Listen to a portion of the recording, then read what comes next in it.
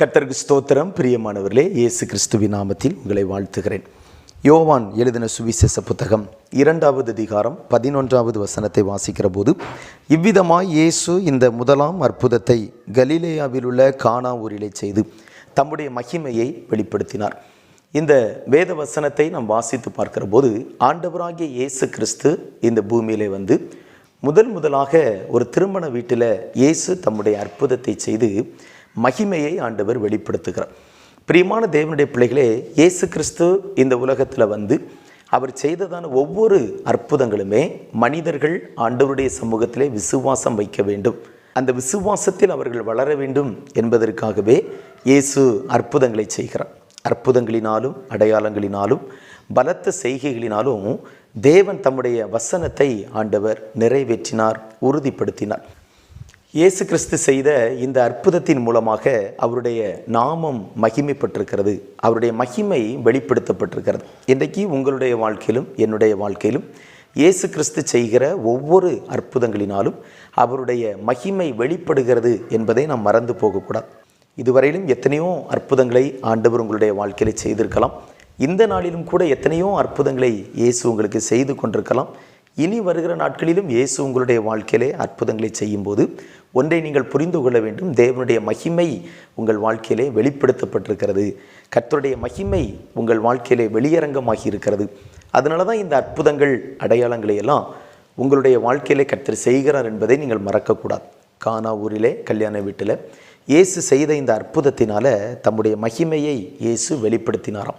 இன்றைக்கு உங்களுடைய வாழ்க்கையிலும் என்னுடைய வாழ்க்கையிலும் இயேசு செய்கிற ஒவ்வொரு அற்புதமும் கர்த்தருடைய மகிமையை வெளிப்படுத்துகிறது. அவருடைய மகிமை நம்மோடு கூட இருக்கிறது, அவருடைய பிரசன்னம் நம்மோடு கூட இருக்கிறது, ஆண்டவர் நமக்குள்ளே வாசம் பண்ணுகிறார் என்பதற்கு அடையாளமாகத்தான் அற்புதத்தை செய்கிறார். ஆம் பிரியமான தேவனுடைய பிள்ளைகளே, இயேசு உங்களுக்குள்ளாக அற்புதங்களை நடப்பிக்கிற தேவன். அவர் உங்களோடு கூட இருந்து தம்முடைய மகிமையை வெளிப்படுத்துகிறவர்.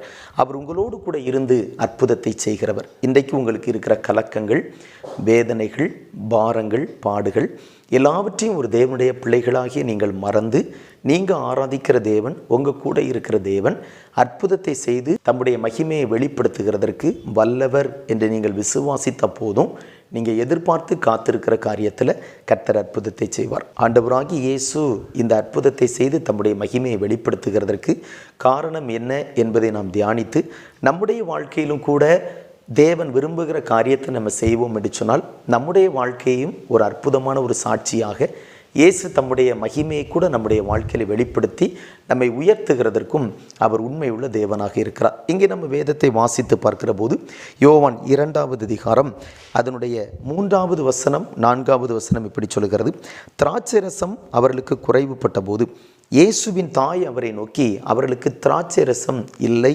என்றார்கள். இங்கே பார்க்கிறோம், அதற்கு இயேசு, ஸ்திரியே, எனக்கும் உனக்கும் என்ன, என் வேளை இன்னும் வரவில்லை என்றார். இங்கே ஆண்டவராகிய இயேசு கிறிஸ்து தம்முடைய அற்புதத்தை செய்கிறதற்கான முதல் காரணம் வேத புத்தகத்திலே பதிவு செய்யப்பட்டிருக்கிறது. அவருடைய வேளை அதுவாக இருந்தது. இயேசு இந்த முதலாவது அற்புதத்தை செய்து தம்முடைய மகிமையை அந்த இடத்துல வெளிப்படுத்துகிறதற்குரிய வேளை அதுவாக இருந்ததுனால அந்த திருமண வீட்டில் இருந்தவர்கள் பாக்கியவான்களாக இருந்தார்கள். அவங்க குறைவு அங்கே நிறைவாகி இருக்கிறது. இயேசு தம்முடைய ஏற்ற வேளையில் அற்புதத்தை செய்து அங்கே ஏற்பட்ட குறைவை நிறைவாக்கினார். ஆம் பிரியமான தேவனுடைய பிள்ளைகளே, உங்களுடைய வாழ்க்கையிலும் கூட ஆண்டவராகிய இயேசு குறைவை நிறைவாக்கி உங்கள் வாழ்க்கையில் இருக்கிற அந்த இல்லாமை என்கிற அனுபவத்தை ஆண்டவர் நீக்கி இந்த குறைவுபட்ட அனுபவத்திலிருந்து ஆண்டவர் விடுதலையை தந்து முந்தின ரசத்தை பார்க்கிலும் அதிக மதுரமுள்ள ஒரு ரசத்தை ஆண்டவராகிய இயேசு கிறிஸ்து அந்த இடத்துல கொடுத்தாரே, இதை போல இதுவரையிலும் உங்களுடைய வாழ்க்கையில் நீங்கள் அனுபவித்த சந்தோஷங்கள், சமாதானங்கள் அல்ல, இதை பார்க்கிலும் அதிகமான விதத்தில் அதிக மதுரமான காரியங்களை செய்கிற, அதிக மதுரத்தை தருகிற அற்புதத்தையும் சமாதானத்தையும் விடுதலையும் உங்களுடைய வாழ்க்கையில் செய்கிறதற்கு இயேசு போதுமானவராக இருக்கிறார். ஆனால் அவருடைய வேளை வருகிறது வரையிலும் ஒரு தேவ பிள்ளைகள் காத்திருந்து ஜெபிக்க வேண்டியது அவசியமாக இருக்கிறது. பாருங்க, இந்த திருமண வீட்டில் அவர்களுக்கு திராட்சை ரசம் குறைவுபட்ட போது அந்த செய்தியை இயேசுவின் தாய் இயேசுவுக்கு அறிவிக்கிறாங்க. உடனே இயேசு அந்த இடத்துல அற்புதத்தை செய்யாதபடிக்கு தம்முடைய வேலைக்காக அவர் காத்திருக்கிறார். பாருங்க, அவருடைய ஏற்ற வேளை வந்தபோது அந்த திருமண வீட்டில் இயேசு தாமாகவே செயல்பட ஆரம்பிக்கிறார். அன்புக்குரிய தேவனுடைய பிள்ளைகளே, இன்றைக்கு உங்களுடைய வாழ்க்கையிலும் அதே போலத்தான் குறைவை கண்டு இந்த நாட்களில் நீங்கள் பயந்து கொண்டிருக்கலாம். நெருக்கத்தையும் பாடுகளையும் உபத்திரவத்தையும் கண்டு நீங்கள் இந்த நாட்களில் பயந்து கொண்டிருக்கலாம். நீங்கள் கவலைப்படக்கூடாது. உங்களுக்கென்று கர்த்தர் நியமித்திருக்கிற ஒரு வேலை இருக்கிறது. அந்த வேளையில் நிச்சயமாக இயேசு உங்களுடைய வாழ்க்கையில் அற்புதத்தை செய்வார். இங்கே இந்த கல்யாண வீட்டில் இயேசு கிறிஸ்து பிரவேசித்திருக்கிறார். திராட்சை ரசம் குறைவுபட்டிருக்கிறது. அவங்களுக்கு ஒரு தேவை இருக்கிறது. இயேசு கிறிஸ்து அற்புதத்தை செய்ய வேண்டிய அவசியம் இருக்கிறது. ஆனாலும் பாருங்க, அவர் ஏற்ற வேளையில தான் அவர் அற்புதத்தை செய்கிறார். வேதத்தில் இப்படி சொல்லப்பட்டிருக்கிறது, தேவரீ சகலவற்றையும் அதினதின் காலத்தில் நேர்த்தியாய் செய்திருக்கிறீர் என்று வேதத்தில் சொல்லப்பட்டிருக்கிறது அல்லவா? நம்முடைய தேவனாகிய கர்த்தர் சகலவற்றையும் அதினதின் காலத்தில் நேர்த்தியாய் செய்கிற தேவன். ஒருவேளை அற்புதங்கள், ஆசீர்வாதங்கள், சமாதானங்கள் இன்றைக்கு நம்முடைய வாழ்க்கையில் குறைவாக இருந்தாலும் நீங்கள் எதிர்பார்க்கிற சமாதானத்தையும் ஆசீர்வாதத்தையும் ஆண்டவர் உங்களுக்கு தருகிற போது அது நேர்த்தியாக இருக்கும். அது உங்களுக்கு சந்தோஷமாக இருக்கும். அது உங்கள் வாழ்க்கையில் இருக்கிற குறைவை எல்லாம் நீங்கள் மறந்து தேவனை மகிமைப்படுத்துகிறதற்கு ஏதுவாக இருக்கும். ஆகவே கர்த்தருடைய வேலைக்காக ஒரு தேவ பிள்ளைங்க காத்திருங்க. அவர் சகாயம் பண்ணுகிறதற்குரிய வேலை, அவர் உங்களை கட்டி எழுப்புகிறதற்குரிய வேலை, உங்களுக்கு இருக்கிற துக்கங்களை எல்லாம் நீக்கி உங்களை ஆசீர்வதிப்பதற்குரிய ஏற்ற வேலை வரும்போது எந்த மனிதனும் இயேசு தருகிற நன்மையை தடுக்க முடியாது. எந்த சூழ்நிலைமைகளும் நீங்கள் தேவனிடத்திலிருந்து பெற்றுக்கொள்ளப் போகிற ஆசீர்வாதத்தை தடுக்க முடியாது. ஆகவே அவருடைய வேலைக்காக காத்திருங்க. பொறுமையோடு கூட தேவ சமூகத்தில் ஜெபிங்க. நிச்சயமாய் ஆண்டவராகிய இயேசு உங்களுக்கு அற்புதத்தை செய்வார். உங்கள் வாழ்க்கையிலும் அவருடைய வேலை சமீபமாக இருக்கிறது. அவர் உங்களுக்கு அற்புதத்தை செய்ய போகிற நாட்கள் சமீபமாக இருக்கிறது. இங்கே எப்படி மரியாள் அவங்களுக்கு இருந்த அந்த குறைவை இயேசு கிறிஸ்துவுக்கு தெரியப்படுத்தினாங்களோ, இதே போல் தேவனுடைய பிள்ளைகளாகி நீங்களும் உங்கள் வாழ்க்கையில் பொறுமையாக இருந்து உங்கள் தேவையும் உங்கள் குறைவையும் உங்கள் பிரச்சனையும் இயேசு கிறிஸ்துவுக்கு நீங்கள் தெரியப்படுத்தணும். அப்படி நீங்கள் தெரியப்படுத்தும் போது அவர் அந்த ஏற்ற வேளையில் உங்களுக்கு அற்புதத்தை செய்கிறார். ஆம் பிரியமான தேவனுடைய பிள்ளைகளே, இந்த பூமியில் ஆண்டவராகிய இயேசு கிறிஸ்து உருவாக்கி வைத்திருக்கிற மற்ற மிருக ஜீவன்களை குறித்து கூட வேதத்தில் இப்படி சொல்லப்பட்டிருக்கிறது, ஏற்ற வேளையில் ஆகாரம் தருவீர் என்று சொல்லி அவைகள் எல்லாம் உம்மை நோக்கி கொண்டிருக்கிறது என்பதாக வேதத்தில் எழுதப்பட்டிருக்கிறது. இந்த பூமியில் நம்ம பார்க்கிற அற்பமான ஜந்துக்கள் வரையிலும் ஆண்டவருடைய வேலைக்காக காத்திருக்குதான். ஏற்ற வேளையில் அவர் நிச்சயமாய் ஆகாரம் தருவார் அப்படிங்கிற நம்பிக்கையில் இந்த பூமியில் இருக்கிற உயிரினங்கள் எல்லாம் தேவனுடைய முகத்தை பார்க்கிற போது தேவனுடைய சாயலாக சிருஷ்டிக்கப்பட்டிருக்கிற தேவனுடைய பிள்ளைகளாகிய நாம் கர்த்தருடைய வேலைக்காக காத்திருக்க வேண்டியது எவ்வளவு அவசியமாக இருக்கிறது. கர்த்தருடைய வேலை வருகிறது வரையிலும் பொறுமையோடு ஜெபிக்க வேண்டியது எவ்வளவு அவசியமாக இருக்குது. பொறுமையோடு தேவ சமூகத்தில் ஜெபிங்க. அவருடைய ஏற்ற வேலை வரும்போது நேர்த்தியான நன்மைகளை நீங்கள் பார்ப்பீங்க. உங்கள் குறைவுகள் நிறைவாக மாறும். நீங்கள் எதிர்பார்க்கிற சமாதானத்தை உங்களுக்கு தருவார். அவர் ஏற்ற வேளையில் நேர்த்தியாய் அற்புதத்தை செய்கிற தேவன். ஒரு காலம் மறந்து போகாதீங்க. பிள்ளைகளுடைய திருமண காரியமாக இருக்கலாம், பிள்ளைகளுடைய படிப்பு விஷயமாக இருக்கலாம், குடும்ப வாழ்க்கையாக இருக்கலாம், தொழிலின் காரியமாக இருக்கலாம், எந்த இடத்திலும் ஆண்டவர் உங்கள் வாழ்க்கையில் அவருடைய சரியான நேரத்தில் நேர்த்தியான நன்மைகளை தந்து உங்களை ஆசீர்வதிப்பார். விசுவாசத்தை விட்டு விடாதீங்க, தைரியத்தை விட்டு விடாதீங்க. பொறுமையோடு கூட காத்திருங்க. அவர் உங்களுக்கு அற்புதத்தை செய்வார். ஒருவேளை நீங்கள் கர்த்தருக்காக பொறுமையோடு கூட காத்திருக்கும் போது, அவருடைய அற்புதத்திற்காக நீங்கள் தேவ சமூகத்தில் காத்திருக்கும் போது சில மனச்சோர்வுகள், சில மன போராட்டங்கள், கலக்கங்கள், சோர்வுகள் வரலாம். தேவனுடைய பிள்ளைகளே, உங்களை நீங்கள் கிறிஸ்துவுக்குள்ளே திடப்படுத்தி கொள்ளணும், தைரியப்படுத்தி கொள்ளணும். அந்த சோர்வுகளை உங்கள் வாழ்க்கையை விட்டு நீங்கள் அகற்றணும். உங்களுக்கு அற்புதத்தை செய்கிற தேவன் உங்களை கவனித்து கொண்டே இருக்கிறார். எந்த நேரம் உங்களுக்கு அற்புதம் செய்யணும், எந்த நேரத்தில் உங்கள் நிந்தைகள் அவமானங்களையெல்லாம் மாற்றணும், எந்த நேரத்தில் நீங்கள் எதிர்பார்க்கிறதை விட அதிகமான சமாதானத்தை உங்களுக்கு தரணும் என்பதை கர்த்தர் அறிந்திருக்கிறார். அவருடைய வேலைக்காக காத்திருங்க.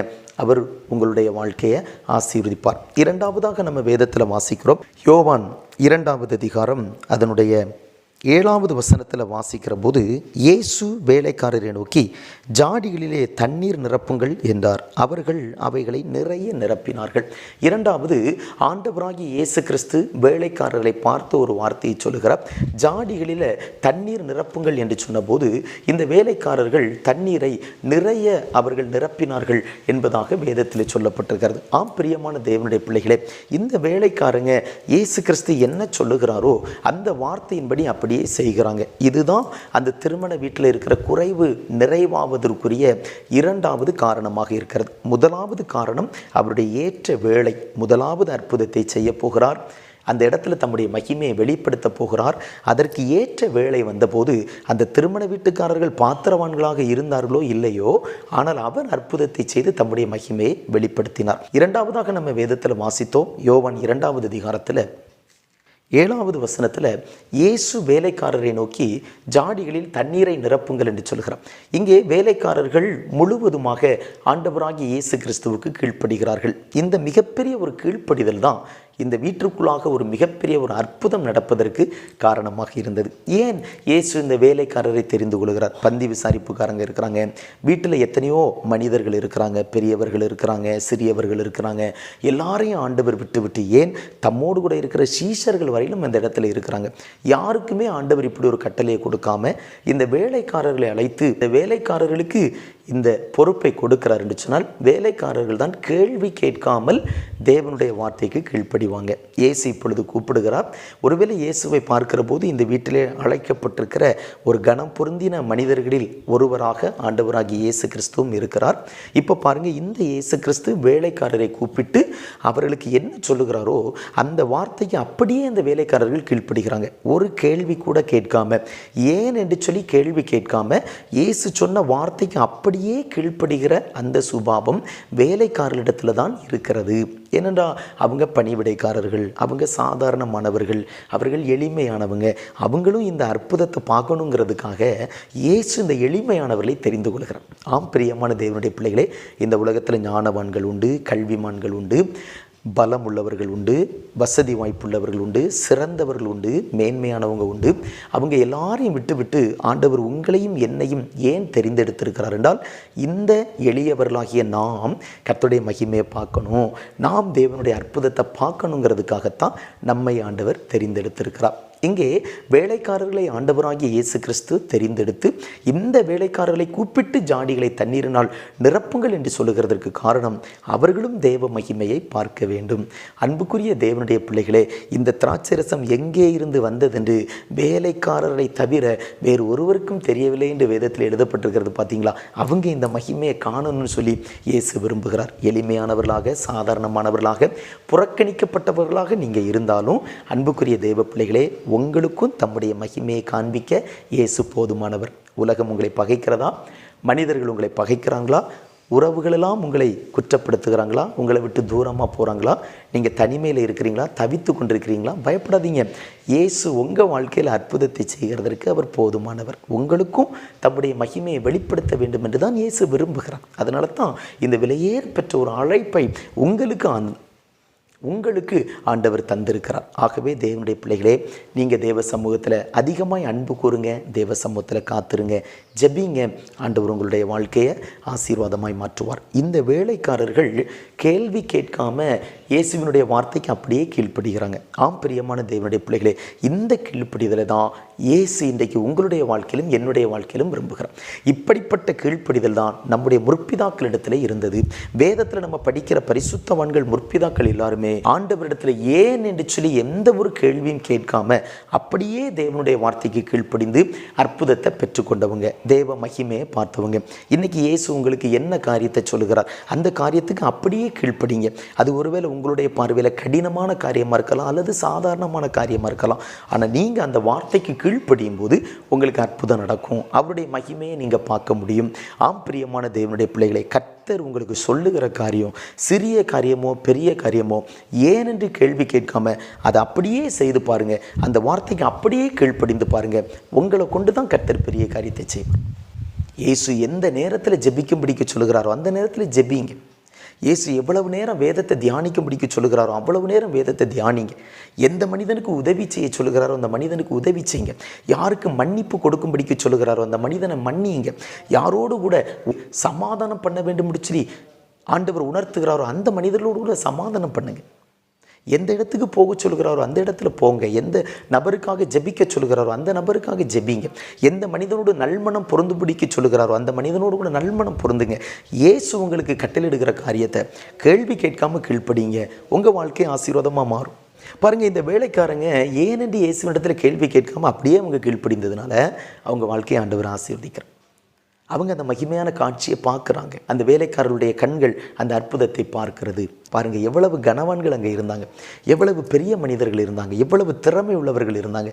யாருக்குமே அந்த மகிமை தெரியலை. பார்த்தீங்களா? சாதாரண வேலைக்காரர்கள் அந்த மகிமையை காணும்படிக்கு கர்த்தர் அற்புதத்தை செய்தார். சாதாரண வேலைக்காரர்கள் அந்த மகிமையை காண்கிறதற்கு தேவன் கிருபை பாராட்டி இருக்கிறார். இன்றைக்கு உங்களுக்கும் அந்த கிருபை உண்டு. அந்த கிருபையை உங்களுக்கும் காண்பிப்பார். உங்களுடைய கண்களும் மகிமையை பார்க்கும். உங்கள் வாழ்க்கையிலும் தேவ மகிமையை நீங்கள் காண்பீங்க. அந்த வேலைக்காரங்களைப் போல கீழ்ப்படுகிறதுக்கு உங்களை ஒப்பு கொடுக்குறீங்களா? சாதாரண காரியத்தை தானே இயேசு சொல்லுகிறார் அப்படின்னு அவங்க நினைக்கல. இது இயேசு எங்களுக்கு சொல்லியிருக்கிற காரியம், இதை அப்படியே நாங்கள் செய்யணும் அப்படின்னு அவங்க கீழ்ப்படிந்து செய்தாங்க. அற்புதம் நடந்தது. அப்போ அவங்களுடைய கீழ்ப்படிதலும் அந்த வீட்டுக்குள்ளே, அந்த திருமண வீட்டில் இயேசு மிகப்பெரிய அற்புதத்தை செய்கிறதற்கு ஒரு காரணமாக இருந்தது. வேலைக்காரர்களை மற்றவங்க எவ்வளவு அற்பமாக நினச்சிருப்பாங்க. ஒரு மிகப்பெரிய ஒரு திருமண வீடு நடைபெறுகிறது. 2 நாட்கள் 3 நாட்களாக விருந்து கொண்டாடல் நடைபெறுகிறது. இதில் அந்த வேலைக்காரங்க எவ்வளவு கஷ்டத்தோடு இருந்திருப்பாங்க. சரீரத்தில் எவ்வளவு பலவீனங்கள், எவ்வளவு வேலை, எவ்வளவு நெருக்கம், எவ்வளவு மன பாரம், எவ்வளவு மன உளைச்சல். அந்த வேலைக்காரங்களை இயேசு சந்தோஷப்படுத்துகிறார். பார்த்தீங்களா? இன்றைக்கி நீங்களும் மன உளைச்சலோடு இருக்கலாம். வேலை நிமித்தமாக நீங்கள் அசதியாக இருக்கலாம். வேலை நிமித்தமாக சோர்ந்து போன நிலைமையில் இருக்கலாம். வேலை செய்கிற இடத்துல வருகிற அந்த பிரச்சனைகளினால், பாடுகளினால் நீங்கள் இன்றைக்கி தளர்ந்து போன நிலைமையில் இருக்கலாம். இயேசுவின் கண்கள் உங்களை காண்கிறது. அன்றைக்கு அந்த வேலைக்காரர்களை இயேசுவினுடைய கண்கள் கண்டது. அவங்களுக்கு சின்ன வேலை தான், 6 கற்சாடிகளில் தண்ணீரை நிரப்பணும். ஆனால் அவங்க கண்ட மகிமை பெரியது. அவங்க செய்த வேலை சின்னது தான், அவங்க கண்ட மகிமை பெரியது. இன்றைக்கி பாருங்கள், ஆண்டவர் உங்களிடத்தில் சொல்லுகிற காரியமும் சின்ன காரியமாக தான் இருக்கும். நீங்கள் அதற்கு அப்படியே கீழ்ப்படிந்து பாருங்கள், பெரிய மகிமையை நீங்கள் காண முடியும். உங்கள் வாழ்க்கையை ஆண்டவர் ஆசீர்வதிக்க முடியும். அந்த வேலைக்காரரை போல தேவனுடைய வார்த்தைக்கு கீழ்ப்படியும்படி ஒப்பு கொடுங்க. ஆண்டவர் உங்களை ஆசீர்வதிப்பார். 2 ராஜாக்களின் புத்தகத்தில் நாகமானை குறித்து நாம் படிக்கிறோம் அல்லவா? சீரியா தேசத்திலிருந்து நாகமான் என்கிற ஒரு மனிதன் புறப்பட்டு வருகிறார். எலிசா தீர்க்கதரிசி ஒரு சின்ன காரியத்தை சொல்லுகிறார். யோர்தானில் 7 தரம் மூழ்கி எழுந்து உன் தேசத்துக்கு புறப்பட்டு போ. அந்த வார்த்தைக்கு அவன் அப்படியே கீழ்ப்படிந்தான், தன்னை ஒப்பு கொடுத்தான். 7 நேரம் யோர்தானில் மூழ்கி எழுந்தான். அவனுடைய மாமிசம் சிறு பிள்ளையின் மாமிசத்தை போல மாறிற்று.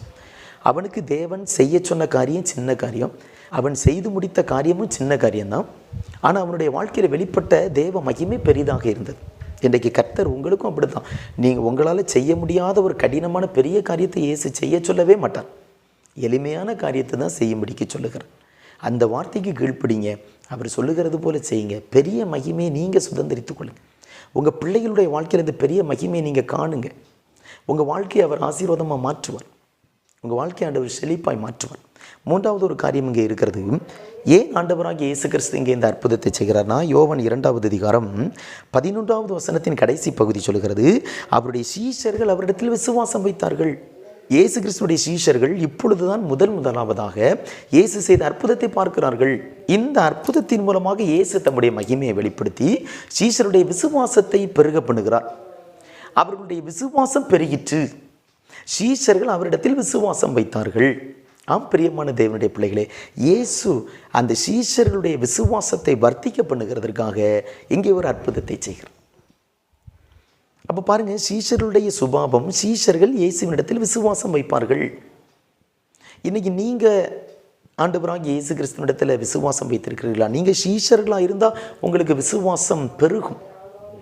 நீங்கள் சீஷர்களாக இருந்தால் இயேசு கிறிஸ்துவின் மேல் அதிகமான விசுவாசத்தை வைப்பீங்க. திருமண வீட்டில் அற்புதம் நடந்திருக்கிறது. திருமண வீட்டுக்காரங்களுக்கு தெரியலை, பந்தி விசாரிப்புக்காரனுக்கு தெரியலை, யாருக்குமே தெரியலை. யாருமே இயேசு கிறிஸ்துவின் மேலே விசுவாசம் வைக்கல. ஆனால் சீஷர்கள் இயேசுவினிடத்தில் விசுவாசம் வைக்கிறாங்க. பாருங்கள், மகிமையை கண்ட வேலைக்காரர்கள் விசுவாசித்தார்களோ இல்லையோ வேதத்தில் எழுதப்படலை. ஆனால் சீஷர்கள் அவரிடத்தில் விசுவாசம் வைக்கிறார்கள். அப்போ விசுவாசம் என்பது சீஷர்களுக்குரியது. அவங்க தான் விசுவாசத்தில் வளர முடியும், அவங்க தான் விசுவாசத்தில் நிலைத்திருக்க முடியும். நீங்கள் சீஷர்களாக மாறணும். சீஷர்கள் என்றால் இயேசுவை பின்பற்றுகிறவர்கள், சீஷர்கள் என்றால் இயேசுவால் தெரிந்து கொள்ளப்பட்டவர்கள், சீஷர்கள் எப்பொழுதும் இயேசுவோடு கூட இருக்கிறவர்கள். இந்த சுபாவத்தை நீங்கள் வளர்த்து கொண்டு நீங்கள் சீஷர்களாக இருந்தால் அவர் மேலே வைக்கிற விசுவாசம் உங்களுக்குள் ஆணித்தரமாக இருக்கும். அந்த விசுவாசத்தின்படி அவருடைய மகிமையை காண்பதற்கு இயேசு உங்களுக்கு உதவி செய்வார். முதலாவது அற்புதத்தை செய்திருக்கிறார், மகிமையை வெளிப்படுத்தி இருக்கிறார். சீஷர்கள் அவரிடத்தில் விசுவாசம் வைக்கிறாங்க. அப்போ இந்த அற்புதமும் இந்த அடையாளமும் இந்த சீஷர்களுக்குள்ளாக விசுவாசத்தை பெருக்குவதற்காகத்தான். இன்றைக்கு உங்கள் வாழ்க்கையில் அவர் அற்புதத்தை செய்கிறார். இன்றைக்கு உங்கள் கண்ணீரை அவர் துடைக்கிறார், உங்கள் கூட பேசுகிறார், உங்கள் வாழ்க்கையில் சமாதானத்தை தருகிறார். ஏன் தெரியுமா? உங்கள் விசுவாசம் வர்த்திக்க பண்ணப்பட வேண்டும். உங்களுடைய விசுவாசம் வளர வேண்டும்.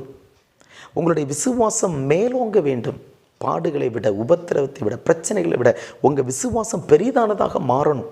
அதற்காகத்தான் அவர் அற்புதத்தை செய்கிறார். சீஷர்கள் விசுவாசித்தாங்க. அது இயேசுவுக்கு மிகப்பெரிய ஒரு சந்தோஷம். இன்றைக்கு எத்தனையோ மனிதர்கள் விசுவாசத்தை மறுதலித்து போகிற ஒரு இக்கட்டான ஒரு காலகட்டத்தில் நாம் வைக்கப்பட்டிருக்கிறோம். மனுஷகுமாரன் வருகிற போது பூமியின் மேல் விசுவாசத்தை காண்பாரோ என்று எழுதப்பட்டிருக்கிறார். எத்தனை பேர் விசுவாசத்தை மறுதலித்து போயிருக்கிறாங்க. எத்தனை பேர் விசுவாசிகள் என்கிற போர்வைக்குள்ளாக இருந்தாலும் அவிசுவாசிகளாக வாழ்ந்து கொண்டிருக்கிறாங்க. எத்தனை பேர் இன்னைக்கு விசுவாசத்தை மறுதலித்த ஒரு நிலைமையில் வாழ்ந்து கொண்டிருக்கிறாங்க. ஆனால் இப்படிப்பட்ட ஒரு இக்கட்டான ஒரு சூழ்நிலையில் கடைசி காலத்தில் விசுவாசத்தை தேவ பிள்ளைகளாகி நீங்களும் நானும் காத்து கொள்ள வேண்டும். அதுதான் இயேசு கிறிஸ்துவுடைய இருதயத்தில் சந்தோஷத்தை கொடுக்கும். அந்த விசுவாசம் தான் இயேசு கிறிஸ்துவை சந்திப்பதற்கு உங்களையும் என்னையும் ஆயத்தப்படுத்தும். விசுவாசத்தை மறுதலித்து விடாதீங்க. விசுவாசத்தை மறந்து போகாதீங்க. விசுவாச வாழ்க்கையிலிருந்து வழி விலகி போகாதீங்க. விசுவாசத்தை காத்துக்கொள்ளுங்க. அவர் உங்களை ஆசீர்வதிப்பார். உங்களுடைய வாழ்க்கை சாட்சியாக மாறும். நாம் இணைந்து ஜெபிப்போம். மகா பரிசுத்தமும் இரக்கமும் உள்ள பிதாவே, வல்லமையுள்ள இயேசுவே, ஆசீர்வதிக்கப்பட்ட நல்ல நேரத்திற்காக நன்றி செலுத்துகிறோம். கானாவூர் கல்யாண வீட்டில் இயேசு செய்த அந்த அற்புதத்தையும் அதற்கான காரணத்தையும் நாங்கள் தியானித்தோம். கர்த்தாவே, ஆண்டவரே, இந்த 3 விதமான காரணங்கள், இவைகளை நாங்களும் சிந்தித்து நாங்கள் எந்த பகுதியில் சீர்பட வேண்டுமோ நாங்கள் சீர்பட்டு தேவன் எங்களுக்கு கட்டளையிட்டிருக்கிற காரியங்களை நாங்களும் செய்து எங்களுடைய வாழ்க்கையிலும் தேவ மகிமை காண்பதற்கு கர்த்தர் அனுக்கிரகம் பாராட்டும். தேவனுடைய கிருபை, தேவனுடைய பிரசன்னம், சமாதானம் தொடர்ந்து எங்களுடைய வாழ்க்கையில் பெருகட்டும். வசனத்தை கேட்ட தம்முடைய பிள்ளைகள் ஒவ்வொருவரையும் ஆசீர்வதி. எல்லா மகிமையும் உமக்கு செலுத்துகிறோம். இயேசு கிறிஸ்துவின் நாமத்தில் ஜெபிக்கிறோம் பிதாவே, ஆமென்.